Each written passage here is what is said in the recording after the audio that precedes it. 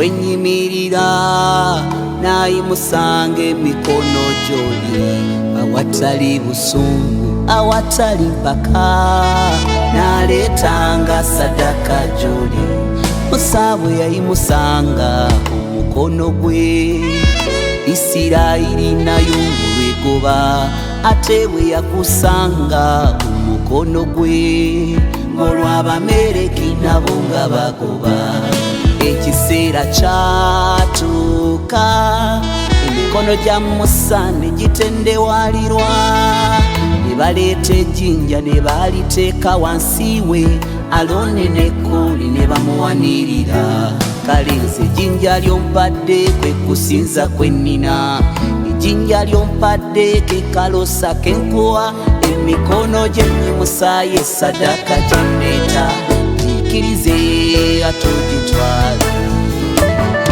oli mutukuvu oli mutukuvu sadaka yange kukusinza sigala akola mu nnyumba naye nga waali agadde okweddiza mukama w'omusajja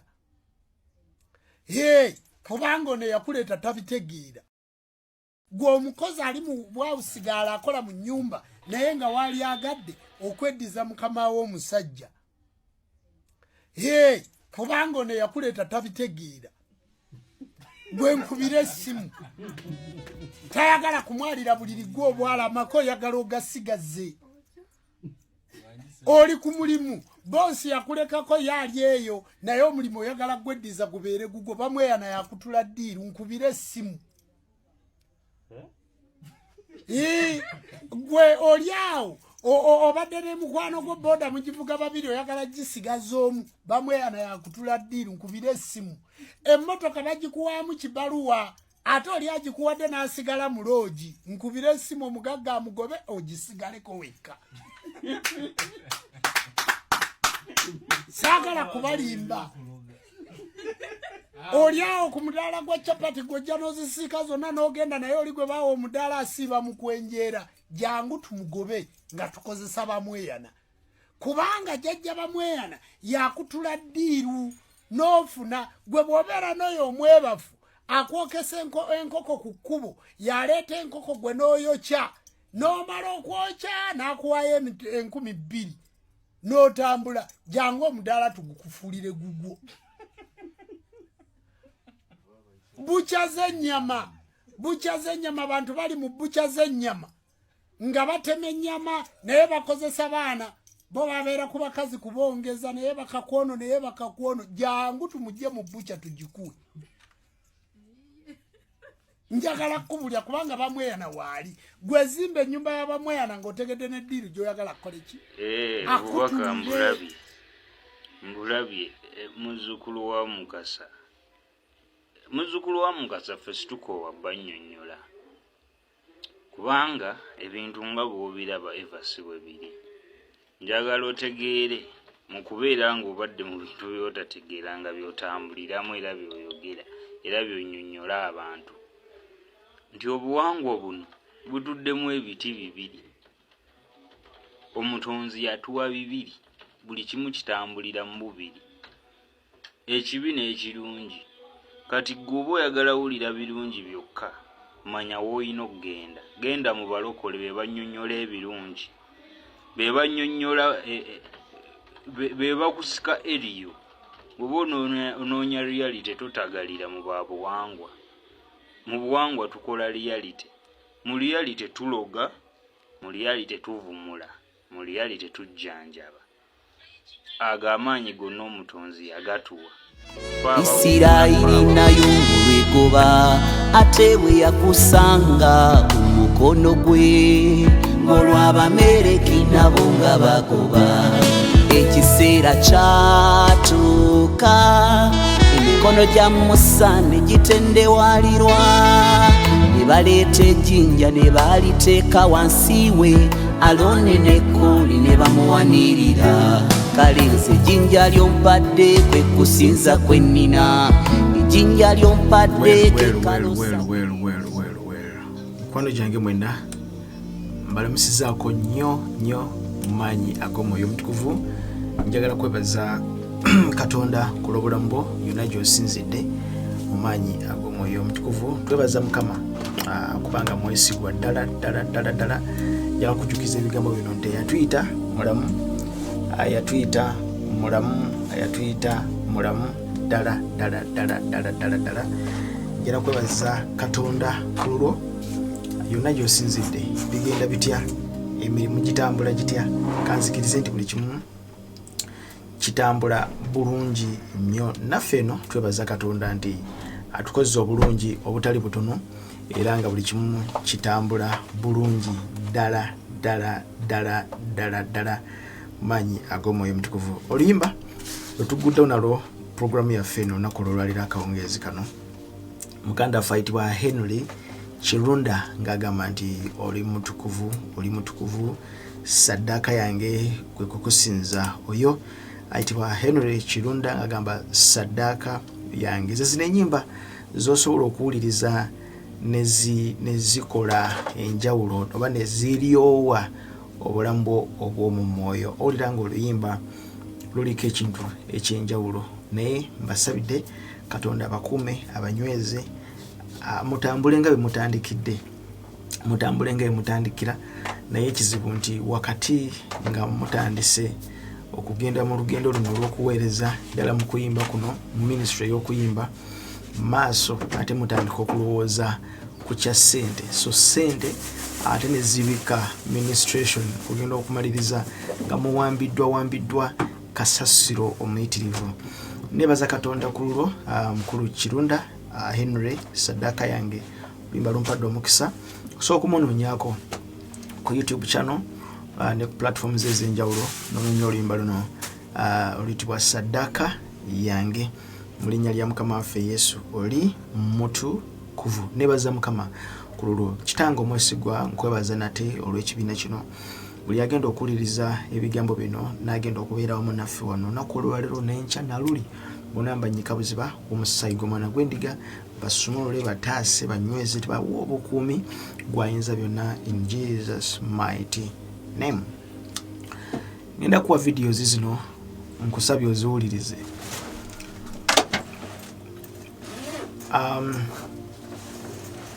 Atandise naffe kimanyi oziwulidde nga tutandika mu lubereberye nga tugula program oziwulidde video zino, era ngenda kuddamu naawe ayakatwegattako oziwulirize. Lubereberye lwonna najja mbategeeza nti tewali njawulo wakati ow'obusamize n'obulogo, byonna bitambulira wamu. Okusamira n'okuloga byonna bye bimu. Okusamira najjamba kibagamba, okusamira n'okuloga byonna bye bimu. Kakati Jumba ye kyali mu kukola ne banne eno okulekana kwonna kwali mu kulekaana abala wano abala mafaranga ye ekigendereddwa kye kiri kimu, kuyingira ku Intelligence Council of Uganda.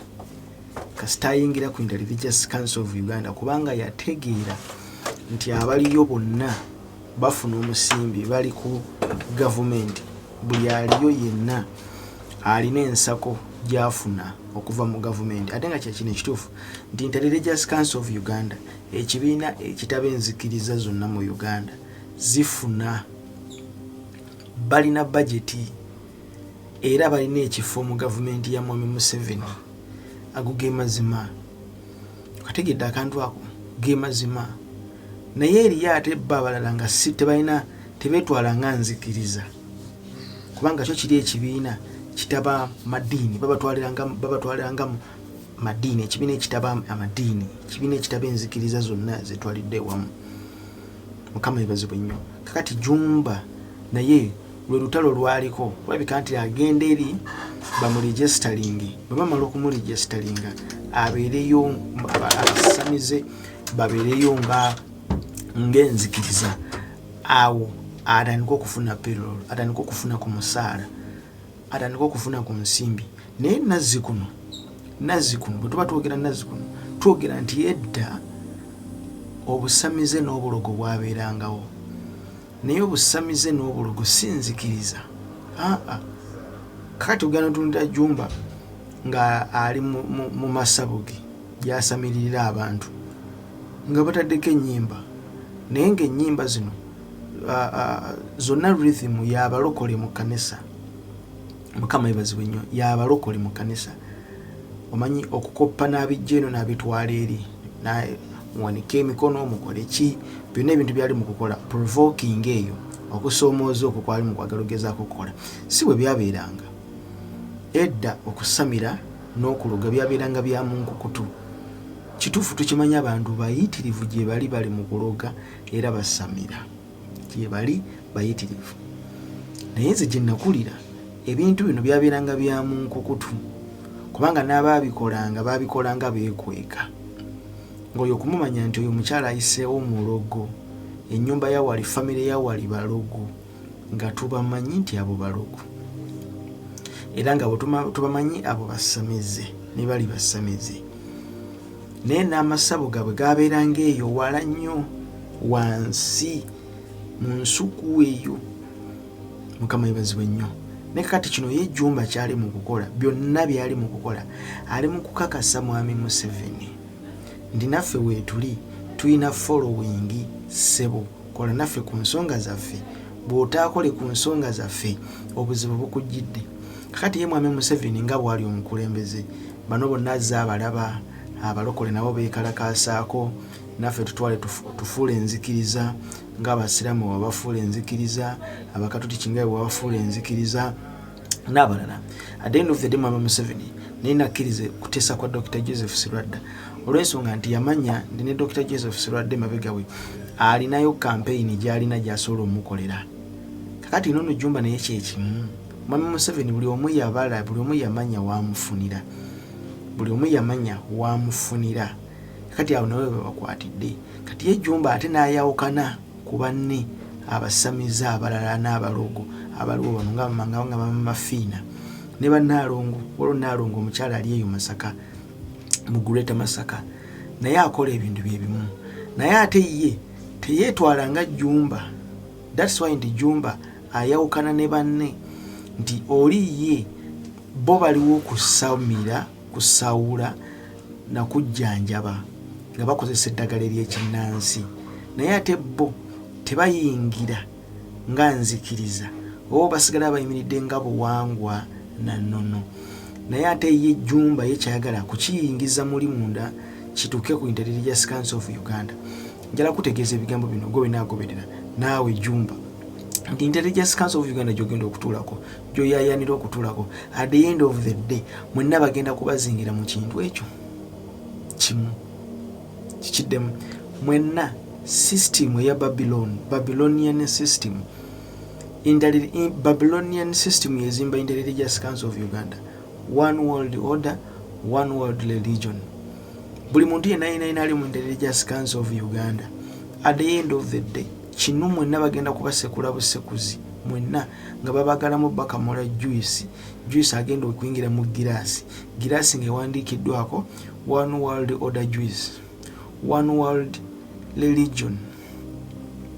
Mukama yebazibwe nnyo. That's why nti abantu bano bajumba bakyabeere bali eri abali mu Intelligence Council of Uganda abakulembeze bakyalemereddwa okuvaayo okumukuba, bakyalemereddwa, bakyaganya okugyayo eddoboozi okwencounting omusajja ono byali mu kukola. Lwaki? Kubanga bakimanyi bulungi nnyo.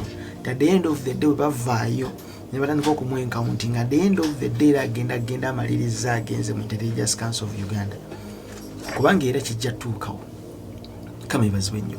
Yeti ate nga Intelligence Council of Uganda, Intelligence Council of Uganda eri munda bakola omukago guyitibwa tontabalanga nange sikutabalanga. Kati lwaki Intelligence Council of Uganda zino zikolebwa, intelligence denomination zino zikolebwa oba interfaith zino zikolebwa? Interfaith it's an agenda ya Vedda n'omukyala ayitibwa Alice Ann Bailey. Zonna agenda zisinga to destroy Christianity. Alice Ann Bailey. Kati nzijukira ebiseera ebyo nga Dr. Sirwadda asomesa ku Intelligence Council of Uganda, nga asomesa ku agenda z'omukyalo ono ayitibwa Alice Ann Bailey. naye agenda ya interfaith teyagikwatako nnyo, yagiza bbali. Mukama ibazibe teyagirumba nnyo, genda wala. Interreligious Council of Uganda newo kisisiriza n'okiwoomya n'okisiiga omuzigo, at the end of the day kigenda kuleeta destruction. Bo munda muli eri balinamu agenda, tontabalanga nange sikutabalanga, tuli wamu, tuli baluganda. Ensonga lwaki nti nono neyagala agendeyo mu maaso eyo gye tugenda okugenda. Omuntu yenna nga agenda okwata omuzindaalo, oli ku crusade obuulira njiri ng'okwokya olubugo lw'omusamize musango, ogoba omuzimu kijja fuuka musango, ogoba dayimoni mu kkanisa gujja fuuka musango. Nkibagambye siri nabbi, naye I'm here to tell you that I'm a watchman. Ndaba kuwulidde Interreligious Council of Uganda kyekyo kyeyagala. Edda wabeerangawo program eyitibwa ani yawubwa, yalibeeranga nnyo ku Impact Radio, kutwabeerangako nnyo ne ba Yazidi Muwanguzi ne Musumba Bujingo oyo nga yemodulate ebiseera ebyo, nga ffe tubeera mu studios omwo nga tulingira nga tuli omwo mpolampola. Isa Mulumba omusajja omusiraamu alina omulevu gukoma eno, twatuulanga nabo mu butebe mu butuuti obwo budaladala obw'okukyalo bakubanga, ne kati ndoza bakyabikuba, mbalaba abamu bali ne Musumba wa Yeswa. Kakati ebintu byakyuka, kati ndoza ennaku ezimabegakaawo Jamada nyinedda bamusajja bamitanga Jagenda yali mukoddomi wa Musumba Sirwadda Jagenda, ndowooza yavaako omusajja w'ekifiiviiri bwekiti ne bagimukwasa program, ne bagimukwasa n'ebintu nga bikyuse nno, bintu nga bikyuse kati mwalimu bakaaya n'abalala. Ate ebintu byakyuka, si lwe byalinga. Bano basajja bano abasiraamu bagendanga ewaabwe eri olukiiko ne lutuula, mufuti n'abatuuza n'abagamba kati mulekerawo bino okwogerako, bino ne bino mulekerawo okubyogerako, ne bino mulekerawo okubyogerako. Era kyekimu era ne mu kkanisa ne wa Dr. Sirwadda mbabuulira ebigambo bino nti era nabo abaabeeranga abalokole ebiseera ebyo nga batuula mu programs ezo, era nabo babangako ebigambo bye babagamba nga baba briefing nti temugenda nnyo wala kuba abasiraamu bano. Era ne Musumba Jamada ali awali ekikomeko Jagenda Jamada, era naye bamukwatamu, nkubuulidde bamukwatamu olumba nnyo. Tusajja bali kiseera ebyo nga Jamada sajja abatabukidde bakuba left right, aya ne zifuka aya ku kituuti ne kati zagenda zikendeeramuko. Lwaki? Effect ya Interreligious Council of Uganda. That's why in the program eyo ne ku gundi yalingako nnyo ku top radio ne yalingako nnyo, naye amaanyi gayo nayo gakendeera. Ne wa Kiganda Bishop nayo yaliko nduze ekyaliko ndowooza, naye amaanyi gayo gakendeera, singa luli ne kuina maani nayo ebeerako, naye nga si muliro nnyo ogwalingako luli eri. Lwaki? Kubanga baziregulatinga mu ki effect ya Interreligious Council of Uganda. Bayinamu tontabalanga nange sikutabalanga. Ngugambye akadde kagenda kutuuka tekali wala nnyo.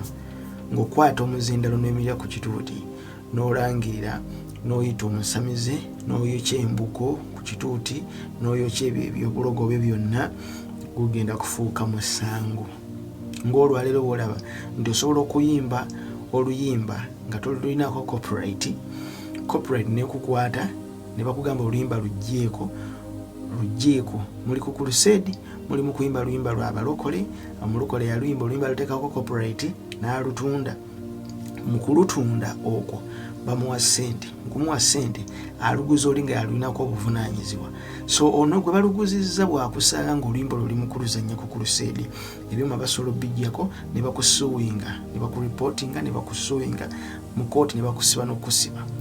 Lwaki? Kubanga copyright law ekola. Kati ekyo abayimbi kye baagala. Abayimbi kati batunda ennyimba zaabwe okufuna copyright. Bafuna copyright, ennyimba ezo bazitunde, gwe bazitunziza yabeera n'obuvunaanyizibwa. Imagine Joseph Ngoma ayimbi oluyimba naye aluguziza omuntu atamanyi kuyimba gwaluguzizza agenda kuba alusuwinga kasitolo kuba ku radio nga tolina copyright olina omusasula kitegeeza kinti okuba oluyimba lwa Joseph Ngoma olina okusooka okumusasula ayina okusayininga document consent ekkiriza nti nzikiriza buli luyimba lwe lunaakubibwanga ng'afuna notification nti oluyimba lwe lukubiddwa ofunye emitwalo 10 oluyimba lukubiddwa ofunye emitwalo 5 kitegeeza kinti kyebaagala copyright eno okubeera ng'eyingira nti omuntu ng'alina right ku ekyo omuntu yenna ng'alina right ku content kakati nakyo kijja nti okubeera ku kituuti n'ogoba dayimoni bino bibeerako ne twekalakasa ne tugoba zi diamond time is coming nga tolina kugoba muzimu ku muntu kulwaki kubanga omuntu oyo alina right mu faith nti toyingiriranga byange nange sigenda kuyingirira bibyo toyingirira byange nange sigenda kuyingirira bibyo okategedde naffe tulina naffe okukkiriza okwaffe naffe nonzikiriza lwaki mugoba katonda waffe nga naffe tulina katonda waffe we have a freedom of worship naffe tuleke tukoleki tusinze ebintu byaffe njagadde mpitewo katono wano nga tunabagenda wala so gye tulaga mu maaso that's why ndi olwaleero kati abantu nga bano bafuna ebbeetu nene nnyo abasamize bano bafuna ebbeetu nene nnyo eggwanga ne libeera nga liringa nga eritalinamu bataata eggwanga ne libeera nga liringa eritalinamu basajja balwanyi eggwanga ne libeera nga netubeera mu kanisa mu Uganda nga ffenna tusirise abasamize ne bakola zikulusedi abalokole bennyini ne batandika okukuba obulango nga bakubira abatamiivu ebirango babakubira ebirango by'ebivulu babasabira n'obbasabira okgenda mu bivulu naffe tugenda kubeerayo mugende mubawagire mubalengedde abalokole olwaleero nga bakola ebintu ebifaanaganako bwe bityo teri abagambako bw'ovaayo okubagambako kati gwe mukyamu gwali mu kusala emisango abasajja mu kibuga balina ebyuma ebisobola okubba kiweeweesi ne baani sagala kumenya mannya naye temusobola mwenna kusituka ne mugamba nti kakati tuvuddeyo tulina ebyuma gundi leeta ebyuma nawe leeta PS system nawe leeta ebyuma mubitise mugenze buli musamize waabadde ayimiridde ng'akozewo olukuŋŋaana nemukubawo ku lusedi ya wiiki namba temuyita abalogo bonna n'abasamize ne mubayita ku lusedi lwemba mulina katonda w'amaanyi mujje mukolere wano eddogo lyammwe mulina obusobozi obwo mwogera bwogezi nti twetaaga miliyoni 10 mu wiiki eno sinakwogera bwogezi ekiweebwayo n'ekimu 10 kyokka ekisobola okufuluma mu wiiki 2 ne mu lunaku olumu mu kanisa mu kibuga wala makanisa awo ng'okusolooza just obukadde 20 olunaku mu service si kizibu naye mugamba nti mugenda kunoonya obukadde 10 mugenda kukola ku lusedi ya wiiki 2 omusamize waava wonna we tudda tumubuzeeko obutuuliro ejjumba teyandimeze malala kutuuka awo naye kubanga kati ekizibu ekiriwo Inter-Religious Council of Uganda mulaba ng'ekyokusaaga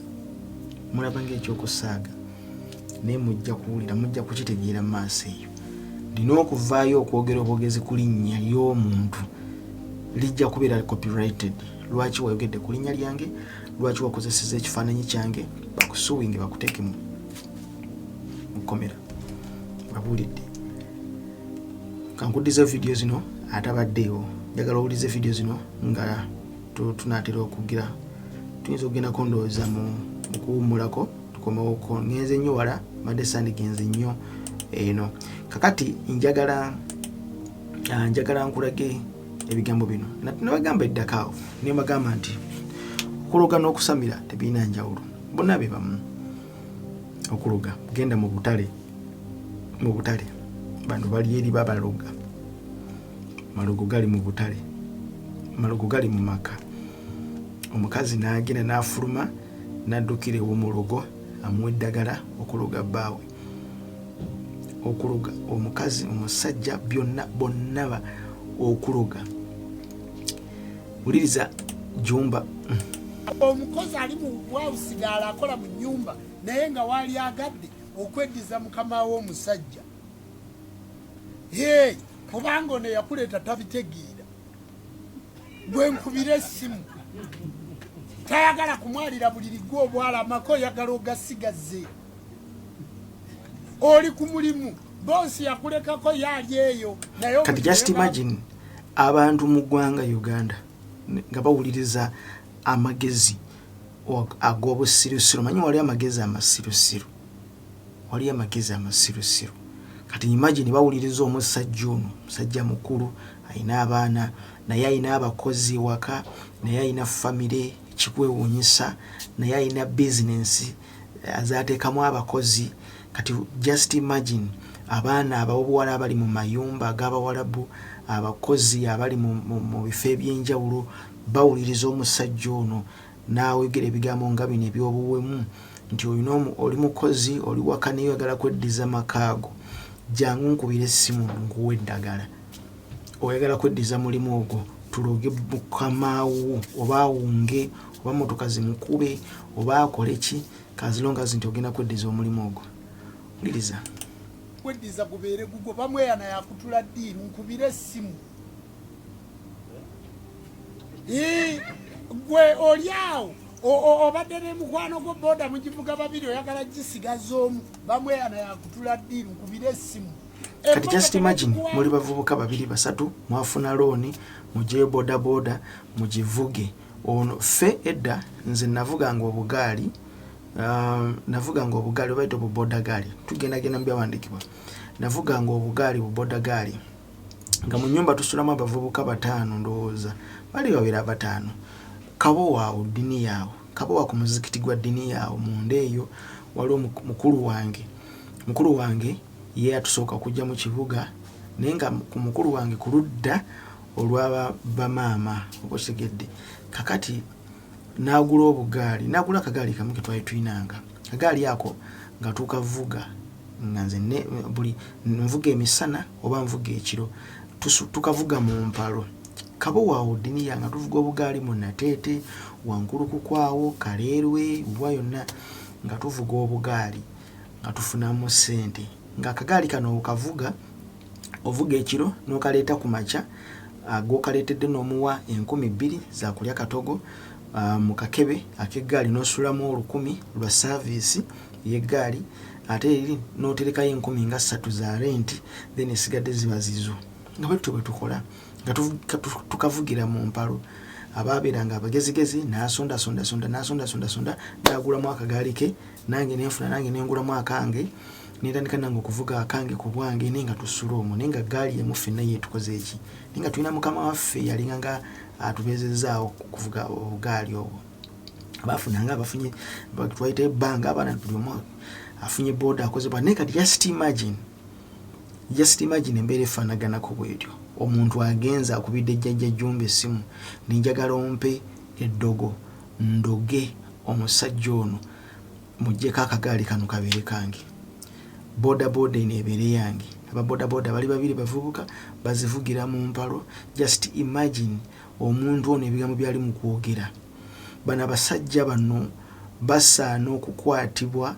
ne bakubibwa emiggo ne basuulibwa wasimayina kumanya kubanga kino kyekizibu ky'eggwanga nga temunnanenya abazungu nti abazungu baali wano batusiriwaza bano abasajja bwe busirusiru bwe basiga mu ggwanga just imagine eggwanga ligenda litya okukula nga lirina abantu abafaanaganako bwe bati omukozi oli waka oli mu kukozesebwa lwaki oli mu kukozesebwa kubanga tolina busobozi bwekozesa nawe tolina busobozi bukozesa muntu mulala kati alina obusobozi okukukozesa ali mu kukukozesa akuwa omusaala naye ofunye ekirowoozo kya Jjumba mu mutwe gwo okwagala okugenda okuloga ate mukamaawo weddiza amakaage weddize bizinensi ze kubanga otegedde alina eddagala eriroga just imagine omuntu ekikulu ekifaanaganako bwe kiti imagine mutabani wo society ekijja asobola okukuliramu ng'oli mu bantu abafaanaganako bwe bati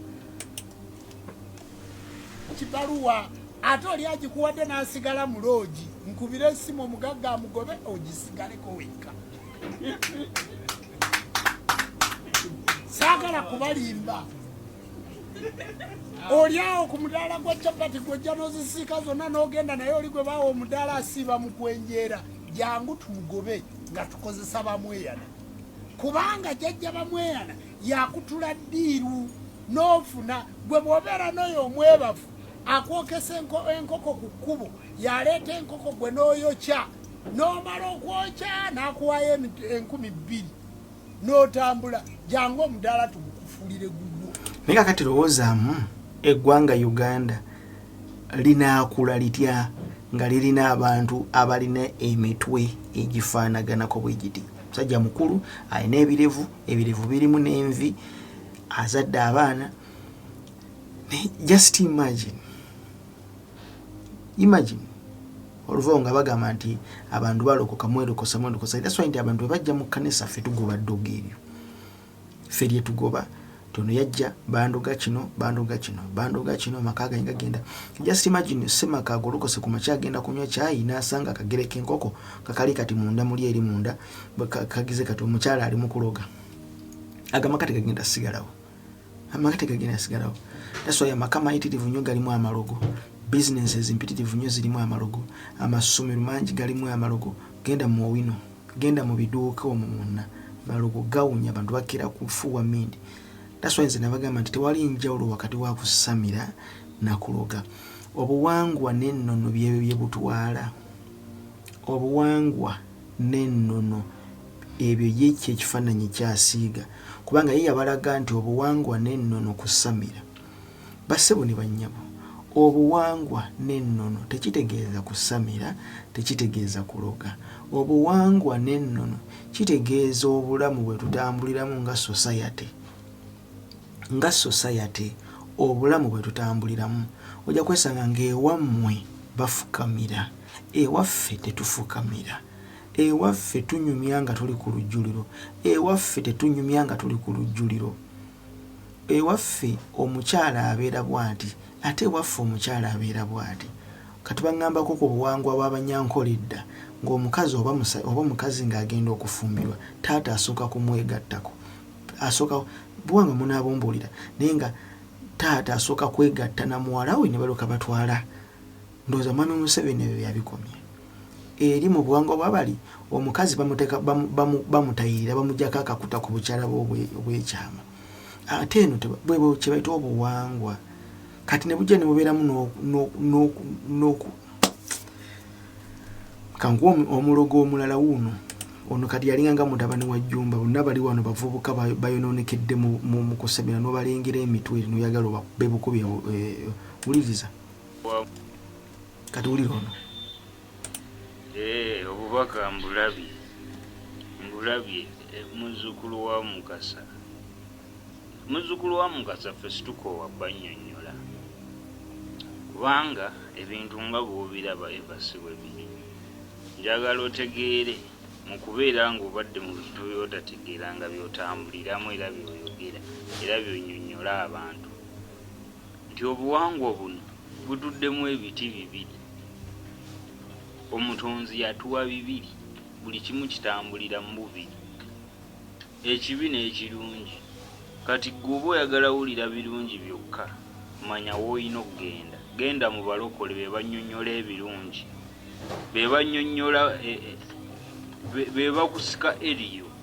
Oba onoonya reality totagalira mu babuwangwa. Mu buwangwa tukola reality. Mu reality tuloga, Kawulire kagambye mu reality tuloga, mu reality tuvumula. Nkakuddizeyo kawulire. Mu reality tuloga, mu reality tuvumula, mu reality tujjanjaba. Ago amaanyi gonna omutonzi yagatuwa. Ffe abavumula, ffe abawonya. That is reality. So oli kyajja yeetaaga okusinziira ku bulumi reality. Mu reality tuloga. Kati bwe buno obuvubuka obutambula n'ejjumba buno. Obutambula n'ejjumba. Mu reality tuloga. Lwaki tonzikiriza ne nkoma ekitundu ekyokubiri? Lino eggwanga liragawa. Lino eggwanga Uganda liragawa. Eggwanga erikyakula, eggwanga erikyali mu bitosi, ne libeera n'abantu abafaanaganako bwe bati mu ggwanga Uganda. Nga be bano be bali mu kunenya abazungu. Bano. Katukomewo ekitundu ekyokubiri. Tovaawo. Nicholas.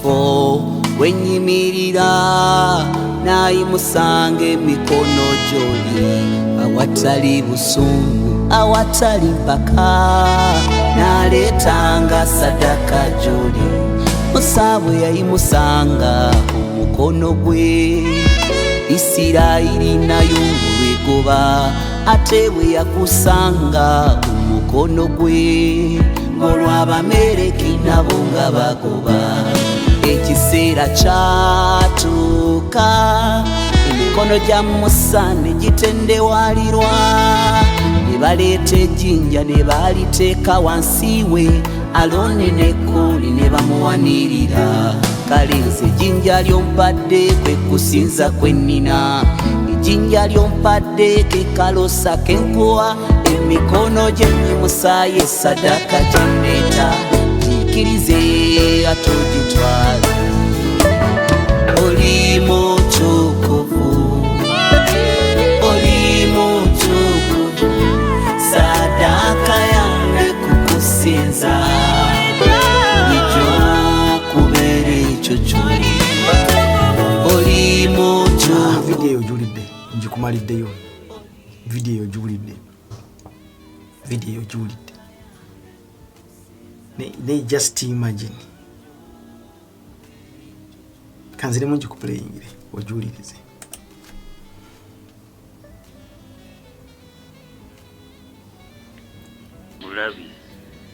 mbulabye muzzukulu wa Mukasa ffe situkoowa bannyonnyola kubanga ebintu nga bw'obiraba ebasibwe biri njagala otegeere mu kubeera ng'obadde mu bintu by'otategeera nga by'otambuliramu era by'oyogera era by'onnyonnyola abantu nti obuwangwa buno butuddemu ebiti bibiri omutonzi yatuwa bibiri buli kimu kitambulira mu bubiri ekibi n'ekirungi kati ggwe oba oyagala wulira birungi byokka manya w'olina okugenda genda mu balokole be bannyonnyola ebirungi be bannyonnyola be bakusika eriyo oba onoonya reality tutagalira mu babuwangwa mu buwangwa tukola reality mu reality tuloga mu reality tuvumula omukozi ali kuwausigala akola mu nyumba naye nga kati mu reality tuloga waliokwegiza mukama w'omusajja just imagine Bible esomesa mu kitabo ekitabo ky'Abagalatiya Bagalatiya 5:19 duka wamu nange Bagalatiya 5:19 Bagalatiya 5:19 Bible esomesa naye ebikolwa by'omubiri bya lwatu kadde mufena bikolwa by'omubiri bya lwatu bye bino biriwa obwenzi empitambi obukaba genda kukiddako okusinza ebifaananyi okuloga kategedde okuloga kusinza ebifaananyi okuloga witchcraft gamba oyina abasamiza bali abagaye bakukyusiza akagambo okuloga bakaze mu luzungu witchcraft kusinza ebifaananyi okuloga obulabe okuyomba obujja obusungu empaka okweyawulamu okwesalamu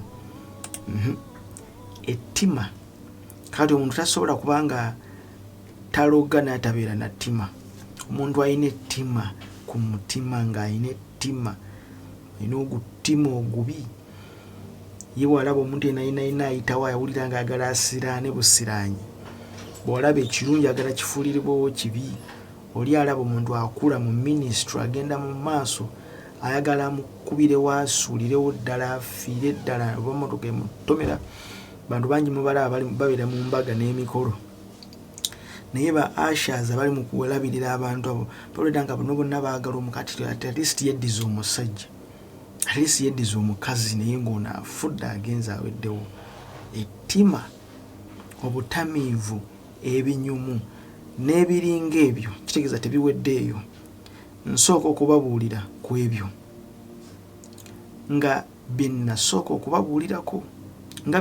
okubabuulira nti bali kagambo kano kakulu nnyo nti bali abakola ebiringa ebyo tebalisikira bwakabaka bwa Katonda bani bali gwe mulokole ampuliriza bino gwe tolina kubikola naye bali bebabikola baloga bawulira gwe mulokole tekikwetaagisa kugenda ate kuloga munno kukwata nsimbi nganda kukwata nsaasi kufuuyira malusu mu bantu kukola biki tubasanganga mu masaŋŋanzira ekiro bali mu tawuni bakuba omuliro mu ngalo bakola ki bayiwa omusaayi gw'ebisolo bakoze effujjo lyonna ebintu ebiringa ebyo bali abakola olunyiriri lugamba nti ettima obutamivu ebinyumu n'ebiringa ebyo nsooka okubabuulira ku ebyo nga bye nasooka okubabuulirira nti bali olunyiriri lugamba nti bali abakola ebiringa ebyo tebalisikira bwakabaka bwa Katonda kati bali ababikola gwe tolina kubikola kubanga ate bali ababikola bwe bamala okubikola ku bali ate bali bajja mu kkanisa ate ne tubasabira kati ey'enjawulo eriwo nti mubikola bali babikola abantu.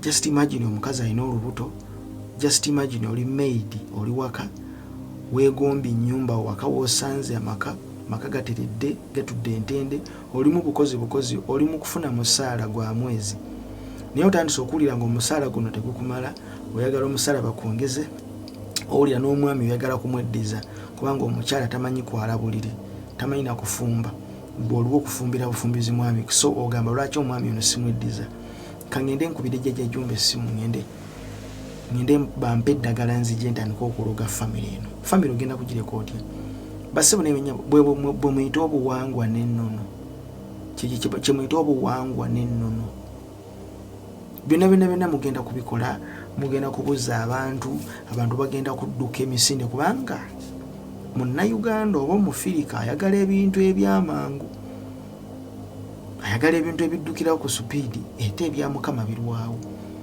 kati ebya sitaani nabagamba bano abasajja bano nababuuza ekibuuzo mutwawulire wakati wa sitaani ne Katonda tebasobola kwawula sitaani na Katonda tebasobola kwawula sitaani na Katonda tebasobola kwawula sitaani tebasobola kutuula wansi kunyonyola sitaani yaani kubanga the end of the day batula okunyonyola sitaani bagenda kuba binnyonnyolako bwennyini tuwe ebikola bya Katonda n'ebikola bya sitaani ebikola bya sitaani batandika okubinnyonnyola baba binnyonnyola kalakitazi zaabwe bennyini naye ate owulira nga boogera ku Katonda Mukama yibazibwe kakati obusamize n'obulogo si faith obusamize n'obulogo is not faith kati Jumba yali mu kugezaako ennyo okusiiga ekifaananyi nti eno nzikiriza buno buwangwa na nti stondism faith so it is a faith yalwana ennyo kyovola bakola speed nene nnyo okulabika nti no babeera ne kwaya abayimbi bayimba n'ennyimba owulira nti bagatta n'okugatta akulaga nti n'okuyimba tuyimba naye nga ennyimba zayimba bakulaga nti bakompozinga nnyimba nga zeno mu kanisa z'abalokole oba nfuna kyengezako okutegeeza kubanga bo bennyini tebalina kati tunula ate ebifaananyi by'abantu abalinyanga bo eyo mu bbalibbali bye bakola tebakola ate byono byakola eri mu kuloga balimba ennyimba z'abalyeri ze bayimbanga edda ez'abalogo basamize bamukasa ze bayimba ate tebayimba zino ez'abano bajjumba ze bali mu kuyimba Jumba kino kyonna ali mu kukizimba azimba ekintu kino lwa nsonga egyo ayagala atuule ku Inter-Religious Council of Uganda Mwami Museveni amuyite batuule ku ntebe z'aba Dr. Serwadda n'abalala abaliko ku Inter-Religious Council of Uganda basobole okufuna omusaala gwa Inter-Religious Council of Uganda kubanga Inter-Religious Council of Uganda erina budget.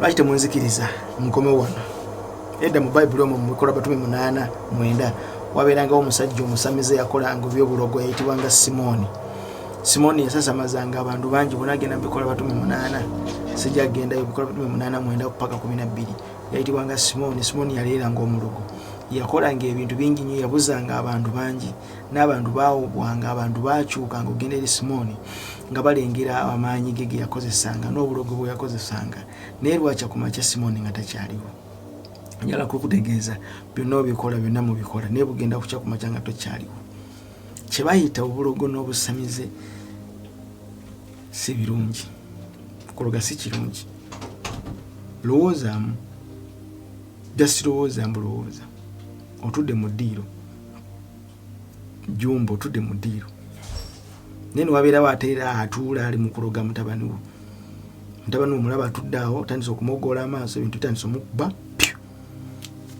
nti kiki nti waliwo ali mu kumuloga kubanga manya sigwe mu Uganda mwonna sigwe atuddeko emmando ez'ekyalo muli bafeerere muli mu bulimba muli mu kuwuddisa abantu oli omukadde omugezi abagusa emisinde n'okozesa omukisa guno oguliwo n'olwamba abantu. Yes, omukadde omugezi abaguse n'amanyani kati Museveni ddiiru eno etambula. Mubalinde mu kampeyini z'ebyobufuzi ebigenda okujja mujja balaba kubanga era Mwami Museveni era bagenda okukozesa kubanga yitagaba mu campaigning mujja kubalaba byonna Mwami Museveni byali ono mukulu byali mu kusaba Mwami Museveni TV n'ebirala okubawandiisa mu Intelligence Council of Uganda. Mwami Museveni ajja bikola Kasamizite balina olukungaana ono balwali luli Namboole balwali na Kivubu mulengedde bameka bagendayo bangi era bajja gendayo nemanya bino maliriza ng'ekkanisa ya Kristo gye tulaga mu maaso yeeyo singa tetuliyo mu Intelligence Council of Uganda singa tetubeerayo nga tetuliyo mu Intelligence Council of Uganda kubanga ebikolebwayo okuteesa kuno okukolebwayo mu Intelligence Council of Uganda kusobola okukolebwa wabweru wa Intelligence Council of Uganda naye okubeerawo kwaffe eyo mu Intelligence Council of Uganda kugenda kuleeta obuzibu mu maaso ng'okubuulira enjiri musango gutya oteeteganya eddembe ly'abalala ly'okusinza okugoba emizimu ku kituuti mulimu crusade nga gufuukise musango okwokya lubaale n'ebirala sitaani byabeera mu lubaale byabeeramu nga gufuuse musango. Lwaki? Kubanga abantu bano bakola endagaano zaabwe tontabalanga nange sikutabalanga kati mulimu kubatabaala golooza banasajja bano tebalaba mbasiibudde Mukama bankumire. Nyongera okubajjukiza nti tulina campaign gye tulina ndi mu kwogerako n'emikwano gyange oba olwona ng'oli mukwano gwange tutambudde naawe ebbanga mu buweereza buno bwa Just Gospel Media Uganda. Ngenda kusaba tulina campaign gye tuli mukola campaign y'okugula tent. Tulina tent gye twagala okugula eriwave obukadde 7 twetaagira ddala omukono gwo omugabirizi kyonna Mukama kyatadde omukono gwo nkusaba oyimirireko naffe $7 million ziri $7 million kitundu ya $7 million kitundu sofa twetaaga million ziri 5 gye muli mikono gyaffe gujoli ngugamba $5 million nsolo zisasula $2 million azizo million emu yiyo $5 $10 kisobokera ddala. So ngenda kusaba oyimirireko nange mu linnya lya Mukama waffe Yesu. Mukama yatuwa ettaka eka namba n'ekitundu, so ngenda kusaba otuwe omukisa ogwo tusobola okulabika nti ekyo Mukama kyateeka mu ffe oba kyateeka mu nze ate kitambula manya gome mutukuvu. Nkujjukiza obuweereza kitegeeza mani, n'olwekyo yimirirako naffe.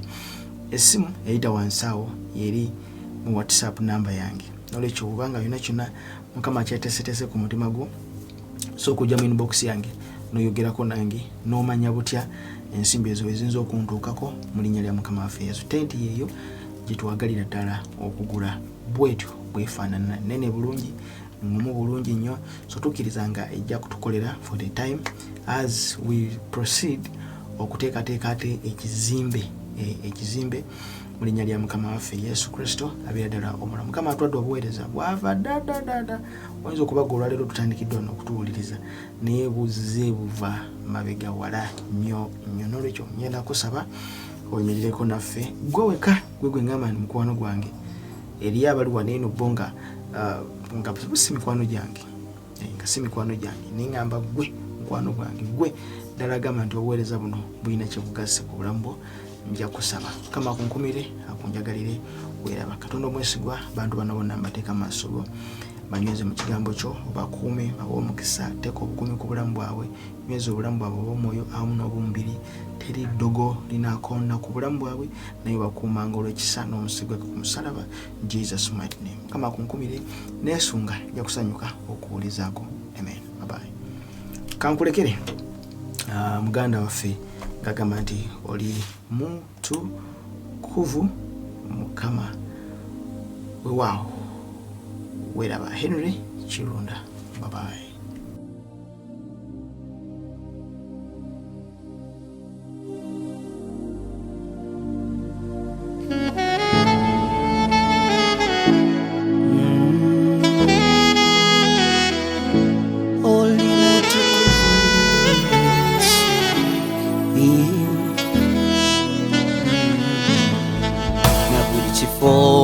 Wenyimirira nayimusanga emikono gy'oli, awatali busungu awatali mpaka, naleetanga sadaka gy'oli.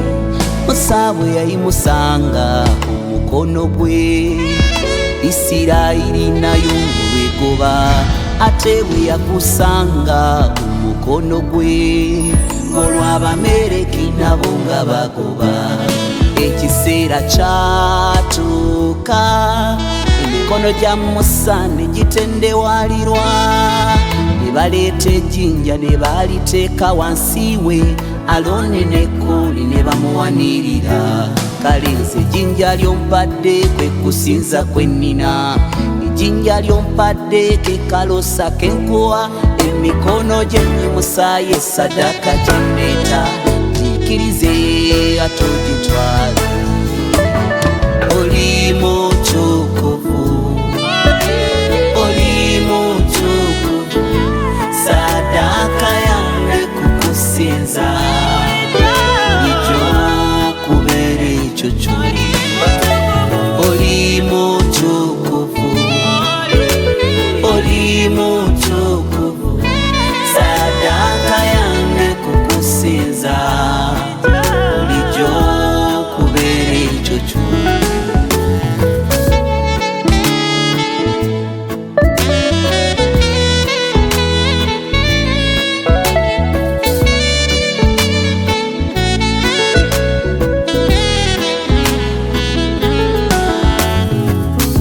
Wano wendi leero okubeerawo kwo we kuli, yuza omunaagiro gwange n'ekyambalo kyange, netowaza mu maaso go, fukamira ku maviivi gange, nyanjuluza engalo zange gy'oli nga saddaaka olwaleero. Oli mutukuvu Yesu, kabaka ow'edda, oli mutukuvu gwe yakamala ennaku ennyingi. Oli mutukuvu, oli mutukuvu, ssebo kabaka, oli mutukuvu, omwana gw'enza, saddaaka yange kukusinza, ijjo kubeera ekyo ky'oli. Oli mutukuvu kabaka, oli mutukuvu, saddaaka yange kukusinza, ijjo kubeera ekyo ky'oli. Saddaaka yange kukusinza, saddaaka yange kubeera ekyo ky'oli. Saddaaka yange kukusinza, buli ggwanga likusinza, buli lulimi nga lwatuka, oli mutukuvu magezi.